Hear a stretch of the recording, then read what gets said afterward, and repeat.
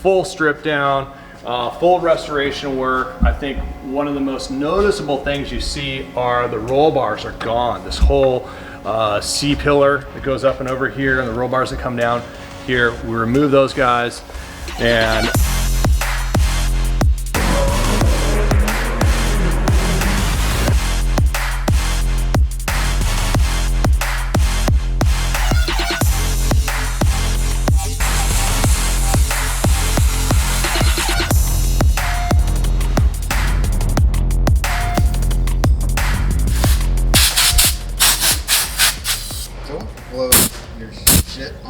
you know what's funny is I'm shooting this at the lens, but I don't realize it's actually hitting Jason in the face. Yeah, it's still hitting me too. Which is kind of funny. It's not that funny.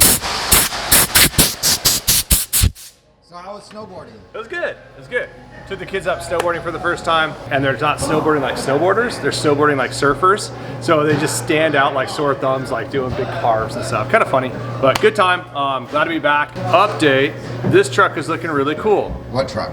The white truck. Through the maze. So pretty cool build. We've got full Duramax. We need an intro. Hey, welcome back to Predator Vlog TV show. What is it? What are we doing today? I don't know. All right, we're filming something, but you're back from snowboarding. I'm back. We need an official intro. If you stop talking, I can freaking give you an intro. Dude, the second I'm like ready to go, he's like, rah, rah, rah, rah, rah. Welcome back to I know, don't worry, Jared. Don't worry about us. Trying to work. I don't want to be standing around with the boss over here. Exactly, that's what I like to hear. That was a good answer, huh? Yeah, got a cool build going on here. It is a full restoration, soft top Hummer. We did the Duramax diesel conversion, obviously, with the Allison tranny. And after that, we got it fully smogged, refereed in California. It's all CARB compliant, which is a huge ordeal to get it CARB compliant. We have to meet the standards of that year, make, and model engine. So whether it's a 2006, 7, 8, whatever the year is, we have to meet those guidelines as it was put out from the factory.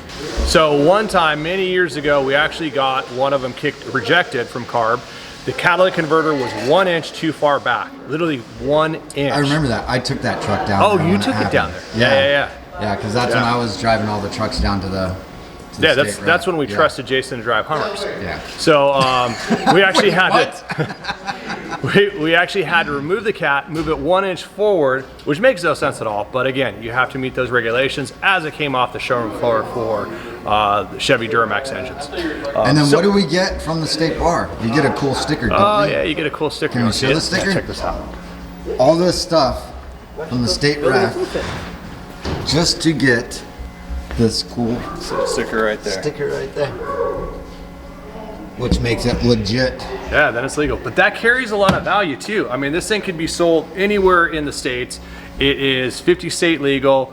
The other cool thing too is if you're ever going to export it, I know Japan has really tight regulations. So if it is California compliant, Japan literally rubber stamps it. So they actually base a lot of their emissions off of, or at least used to, maybe it's changed in the last year. I'm not up on Japanese regulations. Maybe Kai Tomono, if you're out there watching this vlog, let us know if you know. Good friend of mine in Japan. So wait, didn't we used to have Predator Japan? Yeah. So we still have, they're still operating out there, and we ship a lot of parts out to them. Cool guys. Go by, check them out. They're just outside of Tokyo. I think like 30 minutes or so north of Tokyo. But yeah, that's kind of a trip, driving around Japan in a Hummer. They've got little cameras on the side of the mirrors looking down, and they literally drive off of the actual yellow line on the road. So they're watching their tire on the yellow road, and as long as they're in their lane, they're legal. So it's kind of funny to drive it like that. But back to this truck, this carries a lot of weight to the truck. It adds a lot of value because it is California compliant. You can register it in any other state.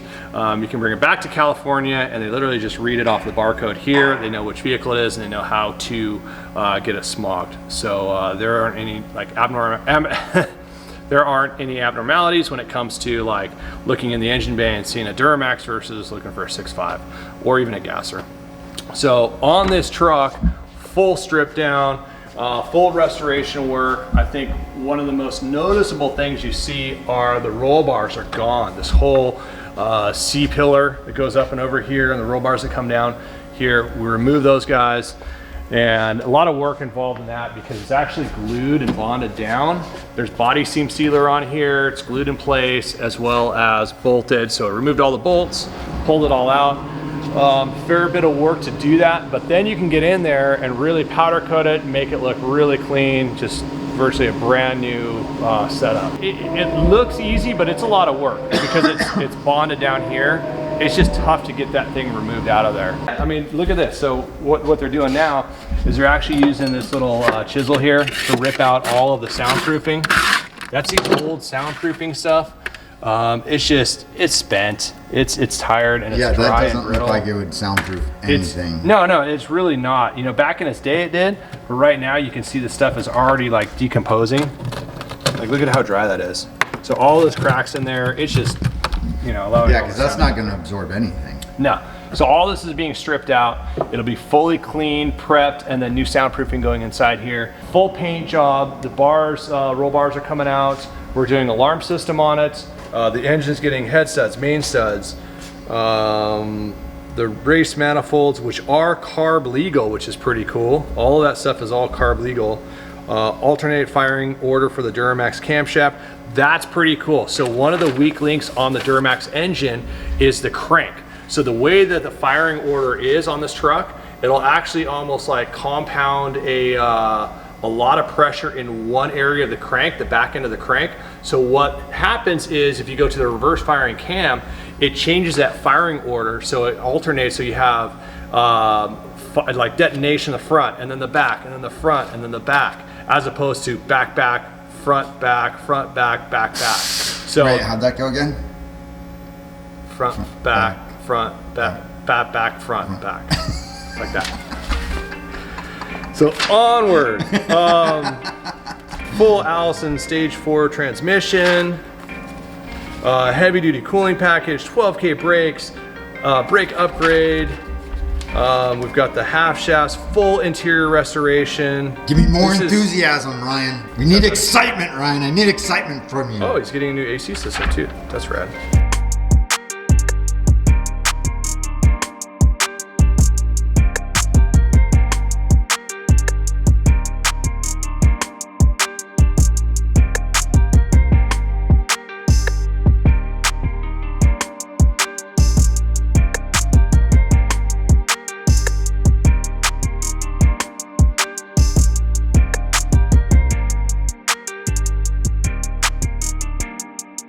Thing on? That's on. Hey, don't touch the lane. All right, so what do we got over here, Mr. Wilson? You got a brush guard. And Josh. Yeah, and me. I'm important too. I'm just mad. Sometimes. Right. He stepped on our last brush guard that we got powder coated. I mean, dirty boots too. Look at those boots. Like, really? I mean, like, not even tennis shoes. Hey, look at. You need some new boots. You need some new boots. Hey, the toe's still intact. They're all right. So anyways, D-ring brush guard for the H2 Hummer, styled after our H1 D-ring brush guard. H1 D-ring brush guard is literally an icon in the industry. It's everything that people try to copy. It is amazing. It looks so good on the truck. So we decided to do the same thing for the H2. So we had the main structure already done. It was our H2 search and rescue brush guard, which has these vertical pieces here, as well as here and here. But it did not have the side pieces, and that was primarily it, and one crossbar here, but it didn't have this main structure up here.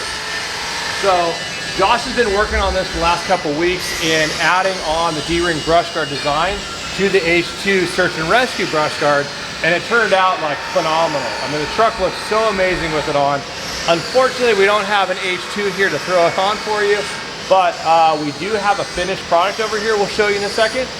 And so yeah, this is it. This is the whole jig as it comes together. So as you can see down here, Josh has like a bunch of parts already spun up. Comes out of our CNC tube notcher. So here's a piece that comes out of our CNC tube notcher. You can actually see it's every piece is perfectly cut each and every time, so it fits right in the jig. Is this the upper one, Josh? It is. It's actually this piece right here. So like you said, we have it come out of the CNC notchers, so it matches this jig the exact same way every single time. Everything will always be a perfect duplicate, and it makes it a lot easier to make these things. And as you can tell, it has a great fit and finish as well. Another upgrade to this guy too is besides the additional bar out here, which matches the H1 brush guard, I'll show you in a second, but we also have a new plate that's CNC cut that goes across here. This is Predator. It also has a couple mounting points for light, so you can do, you know, radius light bar. What is it, 30 inches across here? I think. Believe so, yeah. You could also run a 20. You could do a straight one if you wanted have to. that on our finished product? Yeah, we do. Let's go take a look at it. Here is the finished product.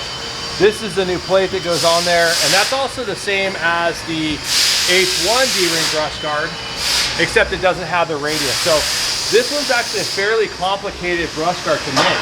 A little bit, yeah. Because I'm not sure if you can see in the film here, but this guy has a full radius on here, a smooth, even radius going across there, as well as this guy, as well as this guy up here. And so, and this one right up front. Oh yeah, and this guy here. To complicate things, you have a radius at literally this plane across here. Then this guy has another bend and a straight bend after the radius. Very complicated brush guard to make. Oh yeah. Takes a lot of time. But yeah, this thing turned out amazing. And you know what? Here, take a look at this guy. This is the H1 D-ring brush guard sitting over here. And you can see how close it is to the H1 D-ring brush guard. Except the H1 straight across here, it doesn't have those big radiuses.